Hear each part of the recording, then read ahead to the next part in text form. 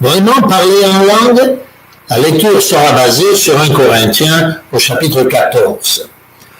Recherchez l'amour véritable. Aspirez aussi aux dons spirituels, mais surtout à celui de prophétie. En effet, celui qui parle en langue ne parle pas aux hommes, mais à Dieu, car personne ne le comprend. Et c'est un esprit qu'il dit des mystères.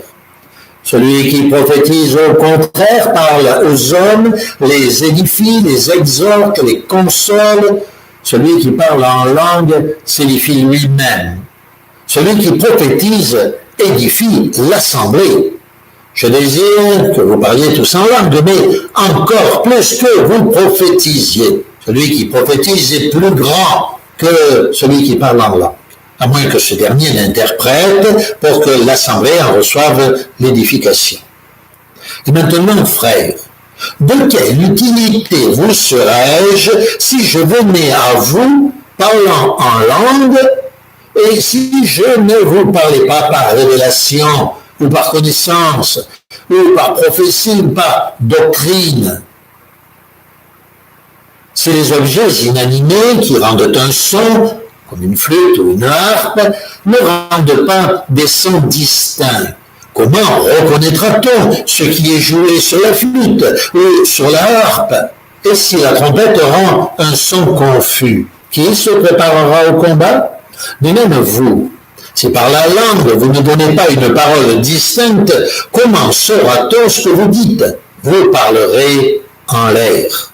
Quelque nombreuses que puissent être dans le monde les diverses langues, il n'en est aucune qui ne soit pas intelligible. Si donc je ne connais pas le sens de la langue, je serai un étranger pour celui qui parle, et celui qui parle sera un étranger pour moi. De même vous, puisque vous aspirez aux dons spirituels, que ce soit pour l'édification de l'assemblée que vous cherchiez à en posséder abondamment. C'est pourquoi que celui qui parle en langue prie pour avoir le don d'interpréter. Car si je prie en langue, mon esprit est en prière, mais mon intelligence demeure stérile. Que faire donc? Je prierai par l'esprit, mais je prierai aussi avec intelligence. Je chanterai par l'esprit, mais je chanterai avec intelligence aussi. Autrement dit, si tu prononces une bénédiction par l'esprit, comment celui qui est dans les rangs de l'homme du peuple répondra-t-il à même à ton action de reconnaissance? Mais s'il ne sait pas ce que tu dis, tu rends, il est vrai, d'excellentes actions de reconnaissance, mais l'autre n'est pas édifié. Je remercie Dieu de ce que je parle en langue plus que vous tous, mais dans l'assemblée. J'aime mieux dire 5 paroles avec mon intelligence afin d'instruire aussi les autres que 10 000 paroles en langue. Frères, ne soyez pas des enfants sous le rapport du jugement, mais pour la malice, soyez des enfants. Et à l'égard du jugement, soyez des hommes matures. Il est écrit dans la loi, c'est par des hommes d'une autre langue et par des lèvres d'étrangers que je parlerai à ce peuple-là. Et ils ne m'écouteront pas, même à ce moment-là, si, dit le Seigneur. Par conséquent, les langues sont un signe, non pour les croyants, mais pour les non-croyants. La prophétie, au contraire, est un signe, non pour les incroyants, mais pour les croyants. Si donc dans une réunion de l'assemblée entière, tous parlent en langue et qu'ils surviennent des hommes du peuple ou des non-croyants, ne diront-ils pas que vous êtes fous? Bien, nous allons, là encore, donner quelques commentaires sur cette lecture. L'apôtre Paul n'interdit pas d'aspirer aux dons spirituels. Je rappelle encore une fois l'Esprit Saint qui est descendu sur les apôtres et les disciples il y a 2000 ans de cela, ce jour de Pentecôte. Oui, il est normal pour des chrétiens d'aspirer aux dons spirituels. Nous rappelons par exemple que Saint Pierre priait lorsqu'il fut relâché en disant « Seigneur, fais paraître beaucoup de miracles pour que les gens soient touchés ». Mais regardez ce que nous dit le texte, le premier verset que nous avons lu.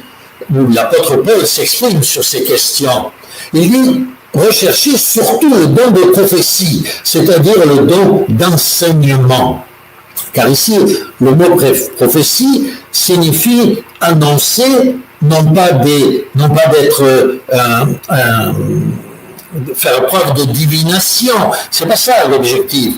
C'est de faire preuve de prophétie, c'est-à-dire d'annoncer la parole de Dieu comme elle est écrite dans l'Écriture, la comprendre, l'avoir assimilée et pouvoir la transmettre.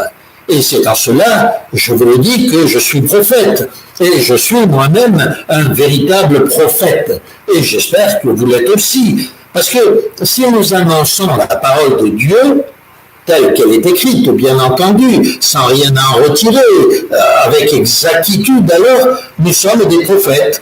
Non pas que nous entendions la parole de Dieu, mais nous la lisons, ce qui revient exactement au même, et c'est même une preuve que nous disons la vérité. Donc oui, nous sommes des prophètes, et nous voulons aspirer surtout au don de prophétie. N'oublions pas que le don des langues, par exemple, dont certains ont fait le plus grand de tous les dons, était en réalité, dès le 1er siècle, le plus petit de tous les dons. Et pourquoi? Eh bien, ce texte que nous avons lu nous l'explique. Celui qui parle en langue se parle à lui-même.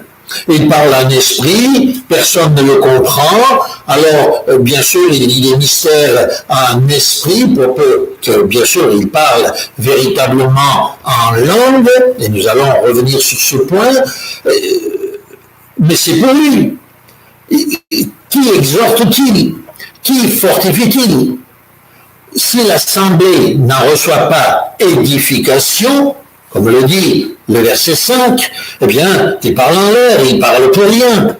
Et nous ne voulons pas, n'est-ce pas, parler pour rien. Lorsque nous parlons, nous voulons encourager les frères. C'est ce que nous dit au verset 6 que nous avons lu. Si l'apôtre Paul était venu en nous parlant en langue, si tous les chapitres et versets des lettres de Paul avaient été écrits en langue, en quoi cela me serait-il utile? En rien, n'est-ce pas? Eh bien, c'est pour ça qu'il nous dit, si je venais à vous en parlant juste en langue, je ne vous serais d'aucune utilité.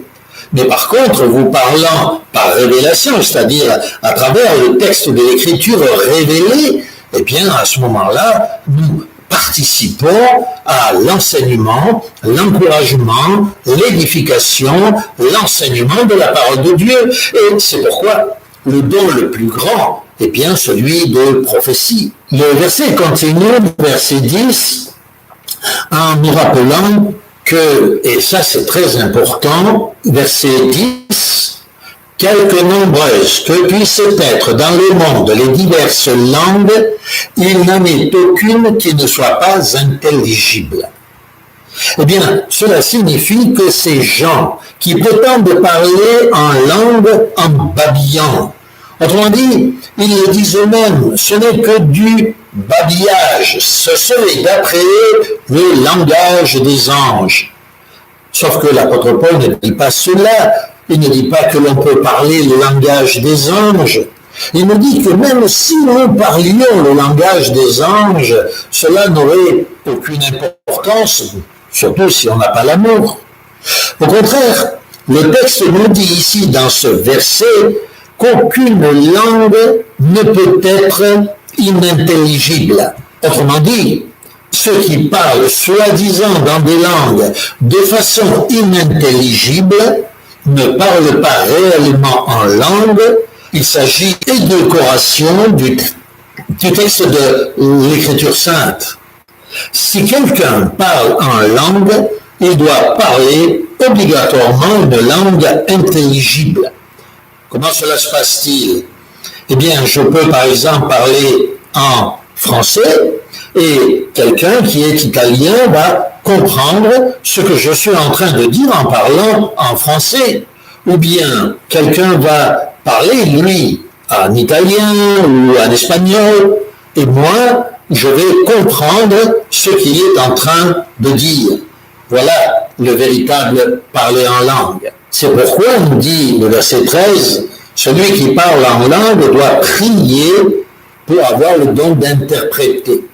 Alors, sachez que nous ne sommes pas contre le parler en langue, encore une fois, à condition que ce parler en langue soit authentique et véritable et qu'il ne vienne pas raisonnement humain, d'un babillage humain stupide comme pour un enfant ou un bébé, ou qu'il ne vienne pas non plus d'une interprétation ou d'une pulsion, d'un souffle diabolique. Car n'oublions pas que même les démons peuvent pousser des gens d'autres nationalités, ou même des non-croyants, à parler dans des langues étrangères. Donc faisons bien attention, la différence entre les dons du Saint-Esprit et les dons du diable se ressemblent. Les démons peuvent aussi guérir des gens, par exemple. Comment faire donc la différence? Si quelqu'un est guéri au nom de notre Seigneur Jésus-Christ, si un don se manifeste au nom de notre Seigneur Jésus-Christ, eh bien, sachant que c'est bien au nom de notre Seigneur Jésus-Christ que cela a été fait. En dehors de cela, ce n'est pas au nom de notre Seigneur Jésus-Christ. Il y a deux forces dans l'univers qui s'opposent, une force diabolique et mauvaise et une force sainte. Tout ce qui vient de la force diabolique est mauvais et diabolique, et tout ce qui vient du Seigneur Jésus-Christ d'une force sainte et pure. Ne nous trompons pas de force, ne nous laissons pas tromper. Que Dieu vous bénisse